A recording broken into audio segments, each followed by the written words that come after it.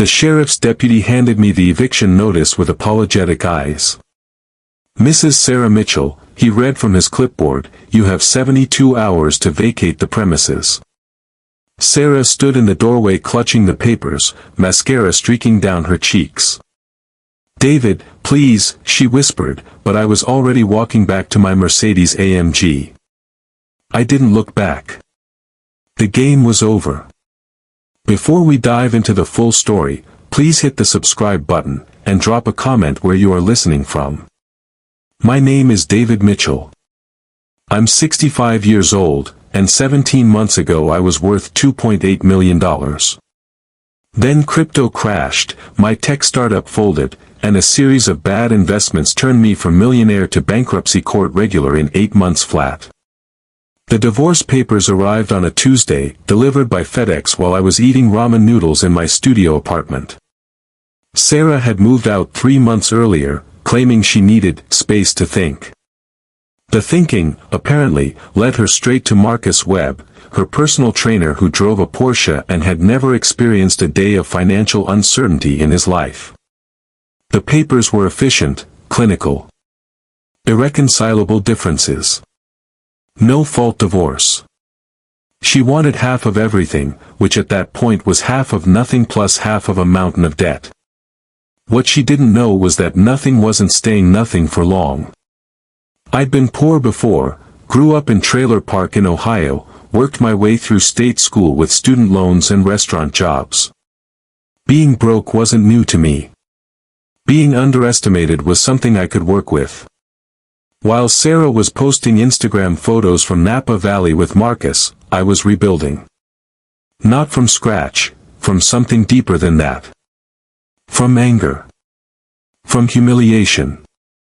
From the memory of her words the night she left, "I didn't sign up to be married to a failure."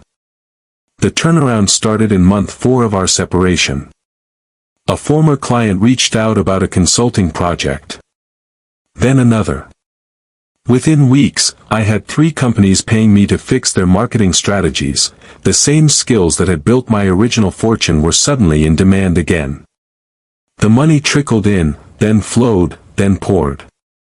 By month 5, I was cash flow positive. By month 6, I'd cleared my debts and moved into a downtown loft.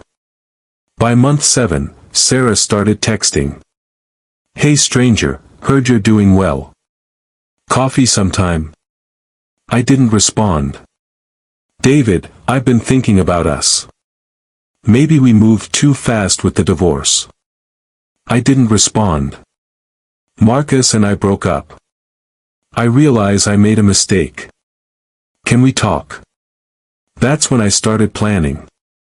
Sarah had made 3 critical errors during our marriage that she'd probably forgotten about. I hadn't. First, she'd insisted on joint accounts for everything. When she left, she'd drained them, but she'd also given me legal access to monitor any account her social security number was attached to. She had no idea I'd kept that access active. Second, she'd made me the primary contact for all our shared investments and insurance policies. When she moved out, she'd been so eager to distance herself from my financial problems that she'd never updated those records. Third, and most importantly, she'd let me handle all the paperwork for the house. The house she was now living in with her new boyfriend. The house that was still in my name thanks to a quitclaim deed she'd never gotten around to filing. For 3 months, I watched her spending patterns. Watched her max out credit cards on designer clothes and spa days with Marcus. Watched her take a loan against her car to fund their weekend trips. Watched her live like the money would never run out. When Marcus left her for someone else, a yoga instructor with a trust fund, Sarah's financial house of cards started wobbling. That's when the texts became phone calls. "David, I was wrong. I was scared about the money situation, but I should have stayed. We were good together. I don't know what I was thinking. Marcus was nothing compared to what we had. Please, can we just meet and talk? I made a mistake." I finally answered on her 15th call. "Hello, Sarah. Oh my God, David, thank you for picking up. I've been trying to reach you for weeks. I've been busy. I know, I heard about your consulting business taking off. I'm so proud of you. I always knew you'd bounce back. Always knew. Right. What do you want, Sarah? I want to come home. I want us to try again. I know I messed up, but people make mistakes. We had 7 good years before everything went wrong. I let the silence stretch. David? Are you there? I'm here. I'm thinking. About us? About consequences. I agreed to meet her for dinner at Meridian, the restaurant where we'd had our first date. She arrived looking like the woman I'd married, elegant dress, perfect makeup, that smile that used to make me forget everything else. You look amazing, she said, sliding into the booth. Success suits you. Thank you. She ordered wine. I stuck with water. I've had a lot of time to think, she began, about what went wrong, about what I want. I realize I panicked when the money disappeared. I wasn't thinking clearly. You were thinking very clearly. You left a sinking ship. Her face fell. That's not fair. I was scared. Of being poor. Of losing everything we'd built. We had built nothing, Sarah. I had built something, and you had enjoyed it. When it disappeared, so did you. She reached across the table, tried to take my hand. I moved it away. I want to make it right, she said.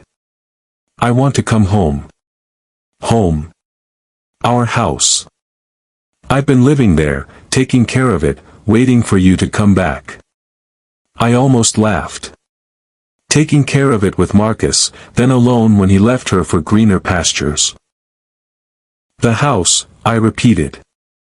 I know the divorce papers are filed, but we could stop it. People reconcile all the time. I signaled for the check. David, please. Don't shut me out. I love you. You love my money. That's not true. I stood up, dropped 2 20s on the table. We'll see. The next morning, I called my lawyer. Frank, remember that quitclaim deed Sarah never filed for the house? The one that would have removed your name from the title? Yeah, she never submitted it. Legally, you still own the property. Good. I want to sell it. Frank was quiet for a moment. David, she's living there. I know. This could get messy. It's supposed to. What's your timeline? Fast. Cash sale, below market if necessary. I want her out in 30 days. I'll make some calls. By afternoon, Frank had found a buyer, an investment company that specialized in quick acquisitions. They offered $480,000 for a house worth $620,000, but they could close in 2 weeks. Do it, I said. I didn't tell Sarah. She found out when the realtor showed up with buyers for a walkthrough. She called me screaming. What the hell are you doing? You can't sell our house. My house. Check the deed. I live here. I've been paying the utilities, the maintenance. Thank you for house sitting. David, this is insane. We can work this out. We are working it out. Stop the sale. Please. We can figure out the house situation when we reconcile. We're not reconciling, Sarah. Silence. But, you said we'd see. At dinner, you said we'd see. I said we'd see if you loved me or my money. The fact that you called about the house before you called about us gives me my answer. The sale closed in 12 days. Sarah had to move out immediately. She called crying, begging for more time, offering to pay rent. I told her she could stay in a hotel until she figured things out. But I wasn't done. While Sarah scrambled to find a place to live, I'd been busy with other projects. Remember those joint accounts she drained? The ones I still had monitoring access to? I documented every transaction, every cash advance, every payment she'd made with money that was legally half mine during our marriage. In our state, financial misconduct during marriage is grounds for asset recovery, especially when one spouse dissipates marital assets.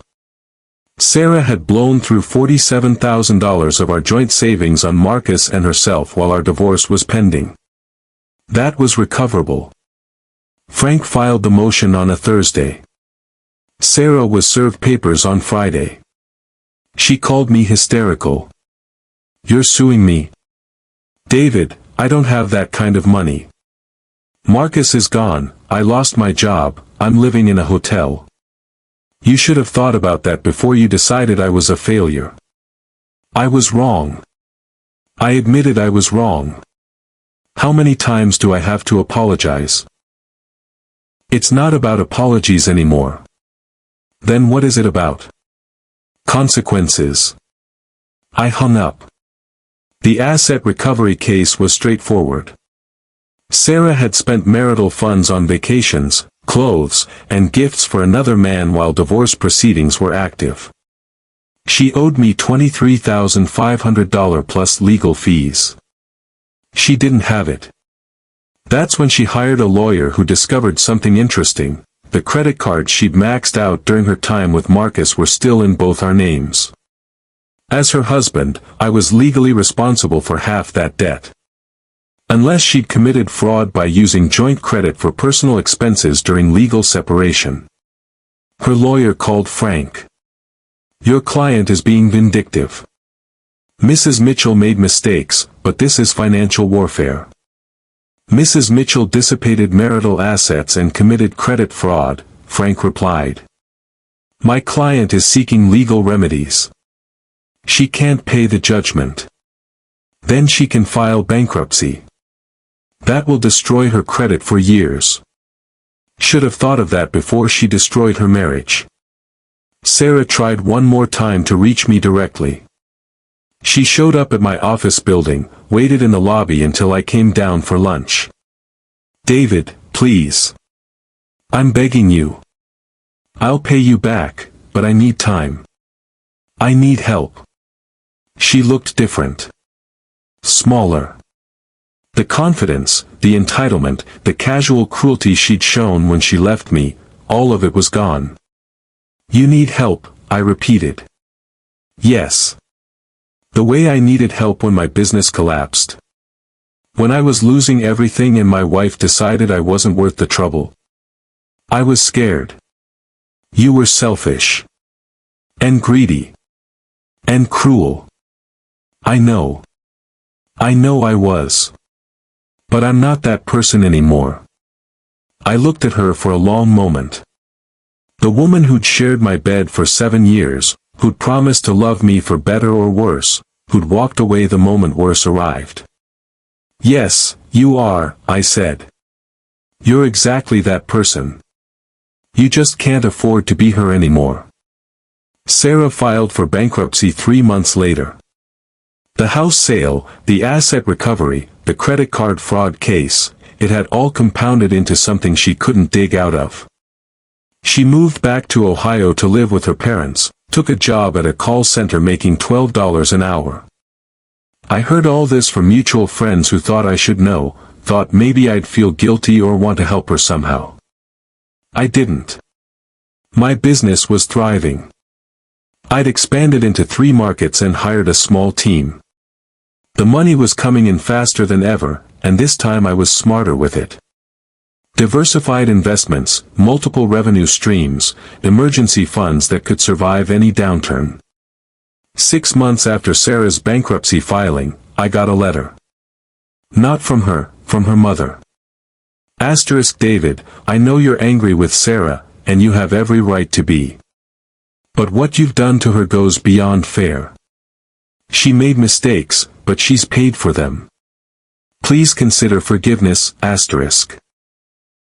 I read it once, then threw it away. Some people think revenge is about anger, about getting even. But real revenge isn't emotional, it's educational. It's teaching someone that actions have consequences, that choices matter, that some bridges, once burned, stay burned. Sarah had looked at me during the worst time of my life and decided I wasn't worth her loyalty.